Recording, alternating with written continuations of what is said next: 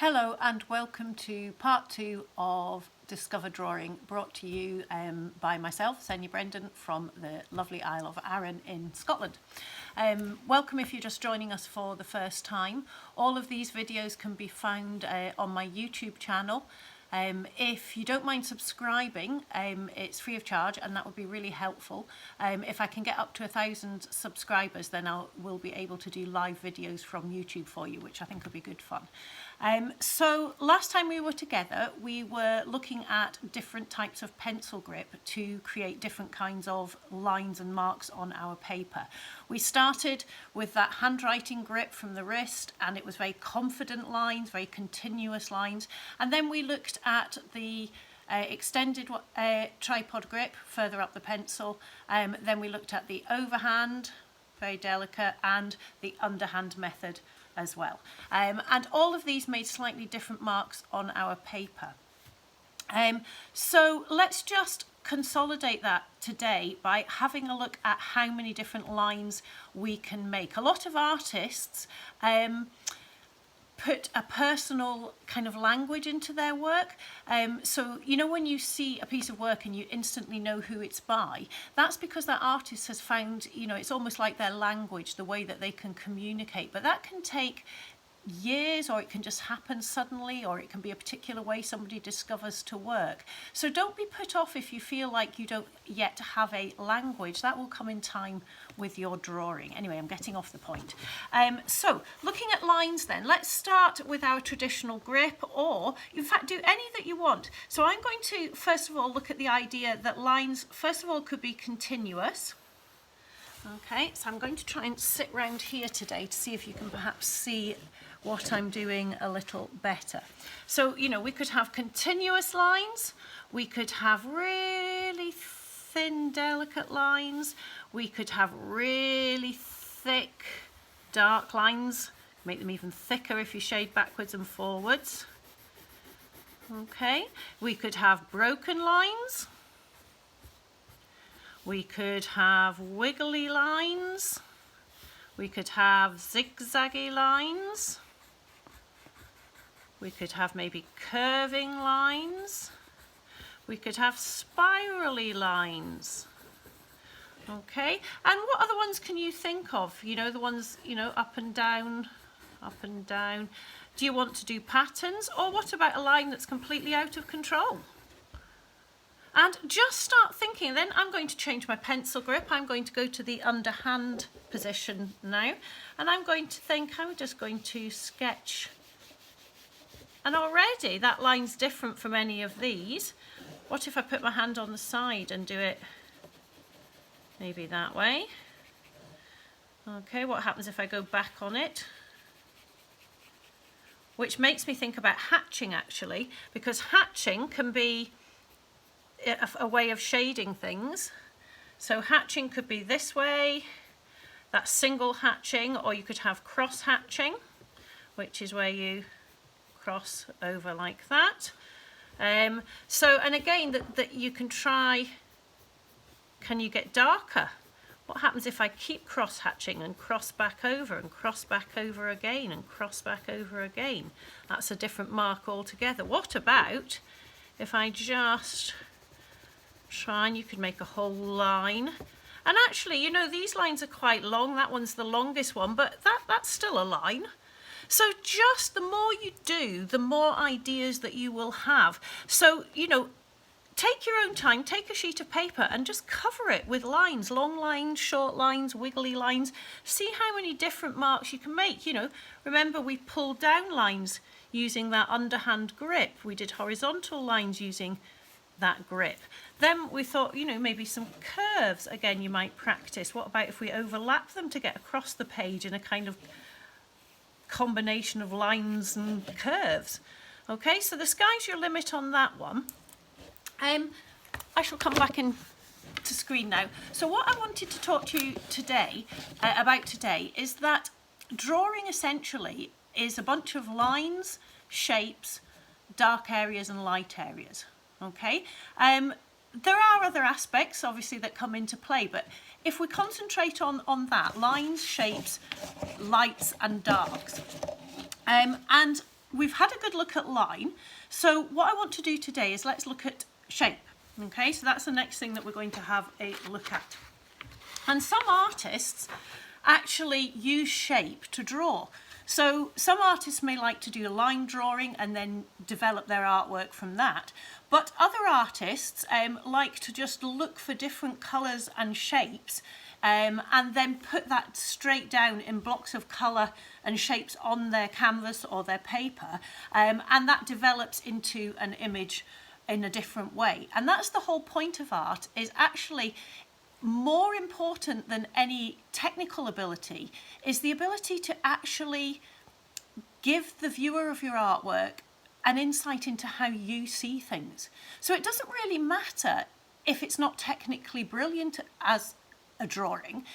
What matters is that you're giving a little bit of yourself and that it's how you see it. That's the important bit, is how you see what it is that you're trying to draw. And that's what makes artwork interesting. I mean, if we all wanted an accurate, realistic drawing, we'd use a camera. Okay, so shapes. Look around your room or wherever you are, and what I'd like you to do is, if you want to close one eye, remember that flattens an image and makes it more two-dimensional, so that might help you to see shapes. And I want you to just look at all the different variety of shapes that are around you in the room. So for example, if I just look up here, I've got a socket up there, and what I can see, if I just draw this, in fact I'll use the dark pencil, I can see a shape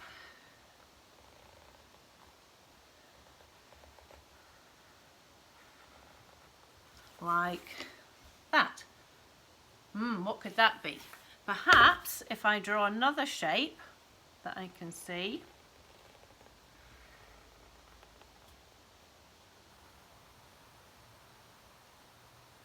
and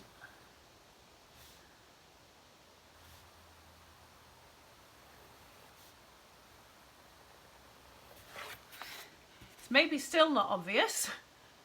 Okay, but that's actually a plug that I can see in the wall with a USB port sticking out of it. That's what that actually is. So I can see that. I can also see, I'll go back to my other sheet. I can also see shapes. Let's see, I can get that in there. I can also see a shape like that. I can see a shape like that somewhere. I can see, oh, this is an interesting one, this shape. I have to have a look a bit more carefully for this one. This one is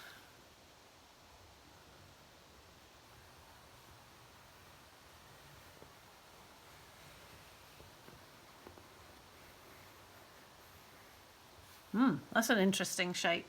Let's see, oh, this one's another one that I can see that way. So I can see a shape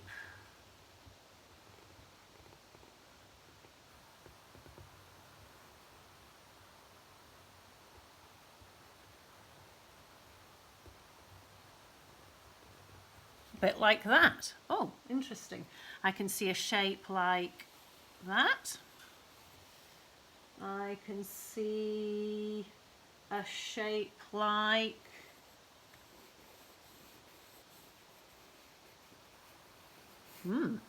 Okay, so you get the idea, and it's to really start to get you to look around, look at the shapes of things that you might perhaps want to draw at some point, and just really how to simplify something back to just a basic shape. So I would pause the video now, I would do that activity, have a look around, see if you can fill your sheet of paper with as many different shapes as you can find round and about you. Feel free to simplify them because you're just looking for some basic shapes that are put together, and I'll see you in a couple of minutes. Okay, so welcome back after your activity. What we're going to look at now is ellipses. Now you might have heard of the word ellipse. If you haven't, it's E-L-L-I-P-S-E-S. So if you want to try writing that down, E-L-L-I-P-S-E-S, ellipses. And ellipses are basically squashed circles. So if you see, in fact, I think from my stand there's a mirror here. So if you have a look at a circle like that, I'll just cover that up so it doesn't irritate you. So if you have a look at a circle, if you were a bird flying above this circle, looking down on it, that's what you would see, okay? If you looked at it, so if I look at it at eye level, if my eyes are level with it, then all I see is a line. If I come up a little bit higher, I can see a bit more of the circle, but if I close one eye to flatten the image, it's actually, in fact, you can see it on the screen. It's kind of like an oval shape. Then if you come a bit more above it, you see a bit more of it, a bit more of it, until you're that bird flying over the top again. And it's all the different angles that you're viewing the circle from that create the different sizes of an ellipse. So the first one, okay, is going to be a full circle. Okay, then a very fat ellipse. And this is where your sketching techniques and the different ways that you held the pencil might come into play. Then as you tilt your circle up a little bit more, then you're going to see a little bit less of it. So maybe this is quite difficult for me to do this from the side, but I'll try my best. Okay, and then again a bit more. Getting a little bit skinnier now, and I'm just going to look at this one a bit more so it's a bit easier to do. Little bit skinnier, little bit skinnier, and eventually you'll almost end up with what looks like a line.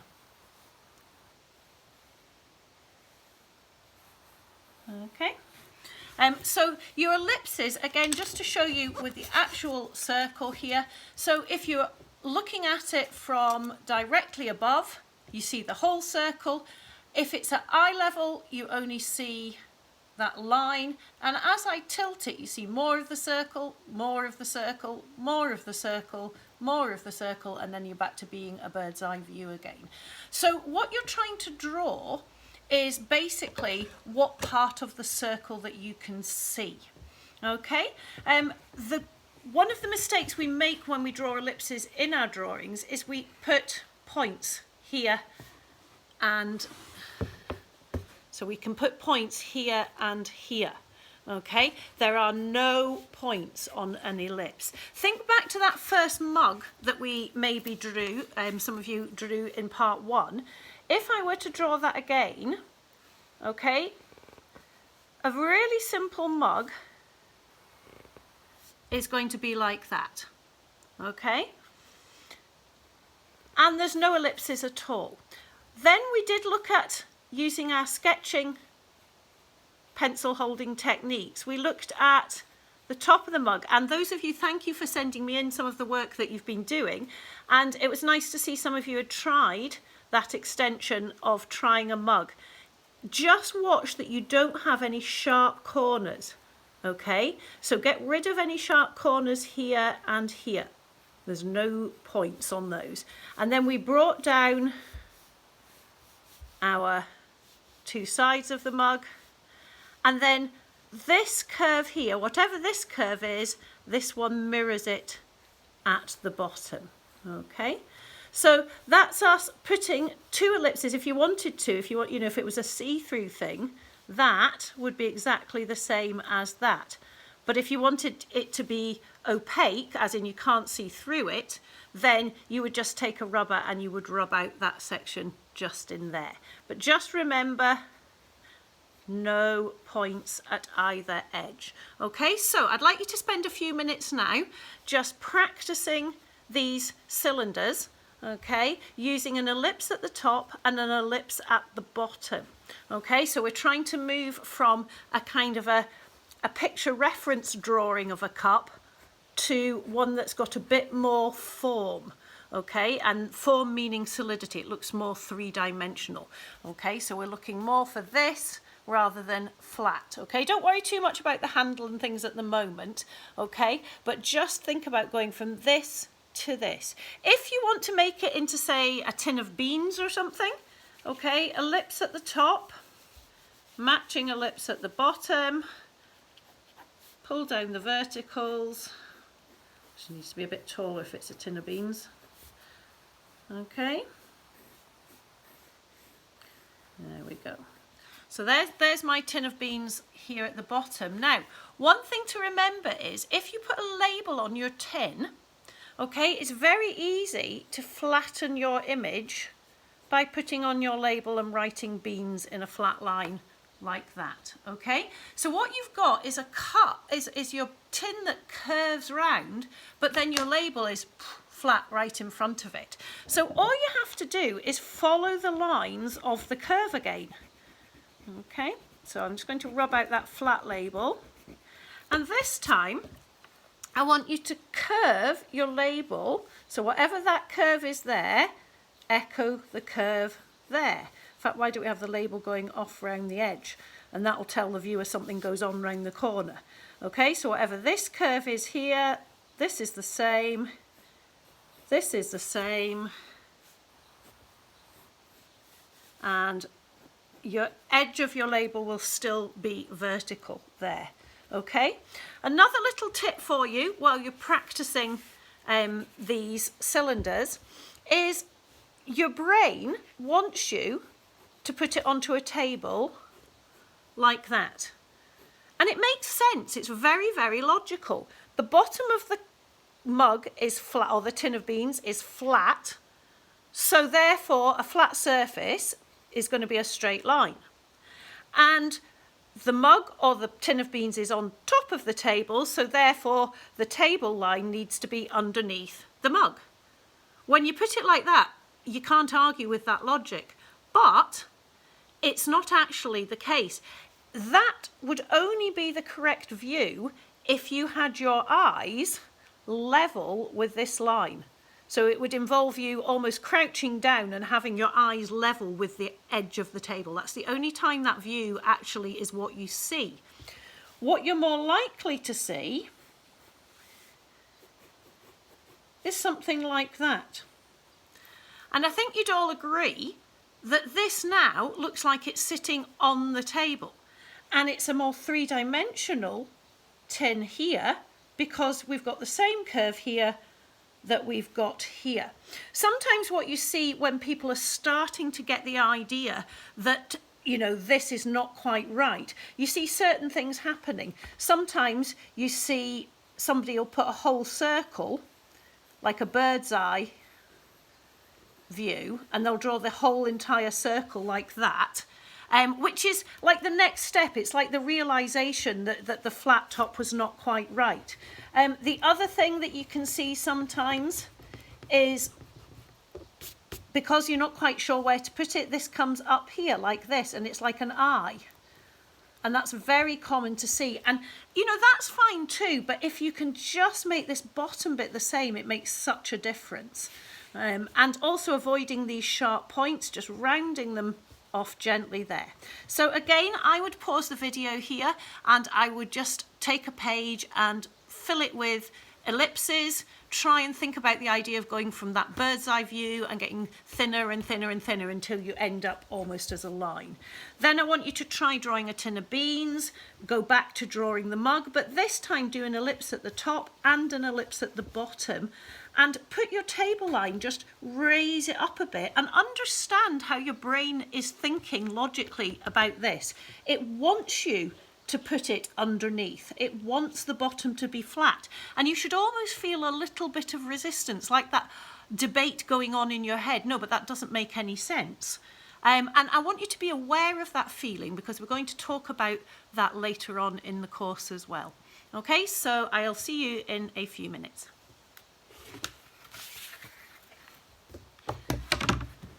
So, welcome back.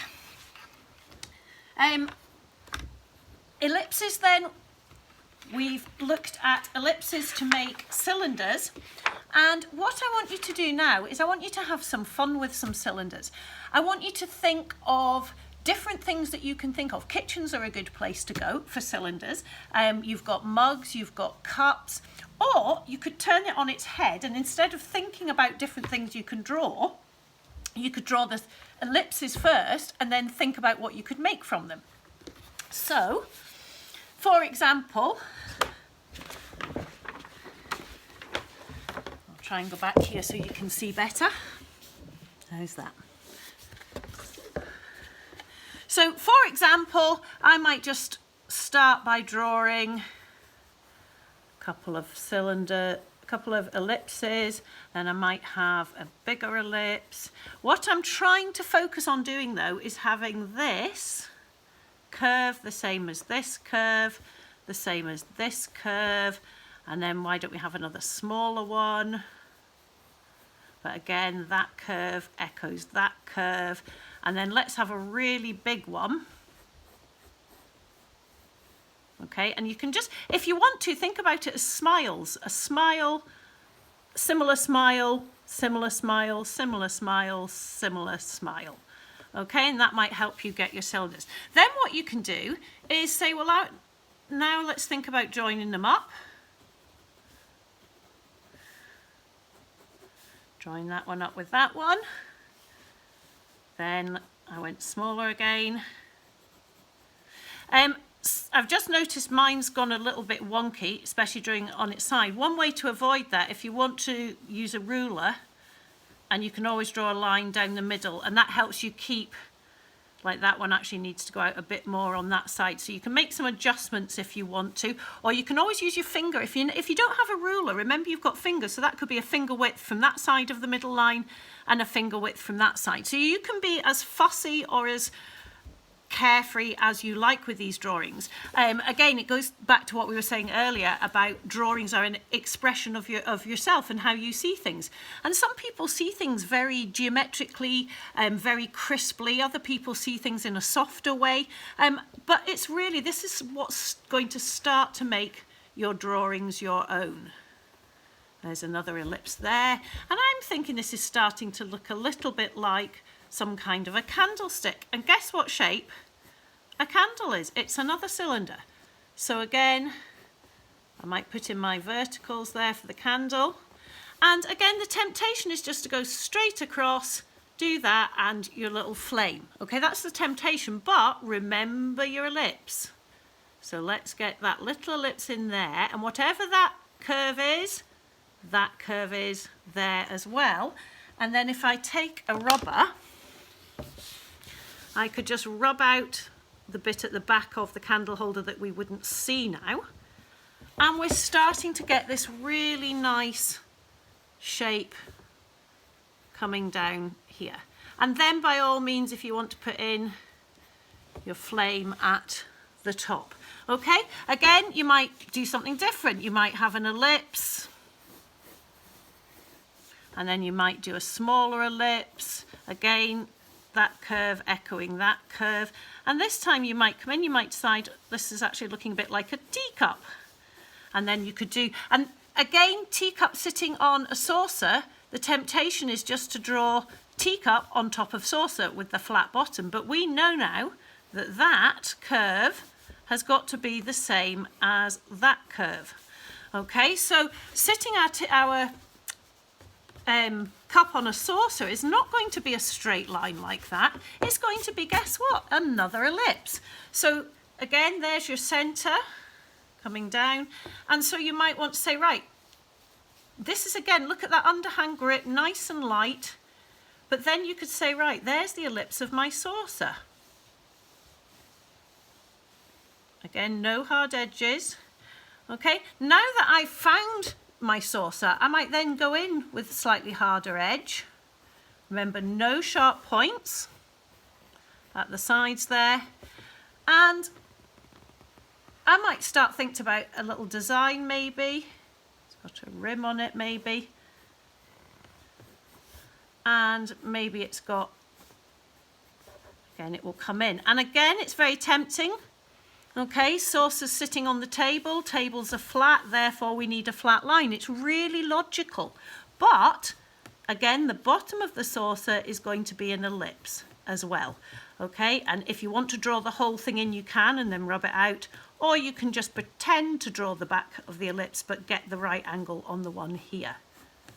Okay, And you can start to see then, and actually what I'm thinking is this probably would come up a little bit higher over here, and you can play around with it and say, you know, but again, once you've got lines that you like,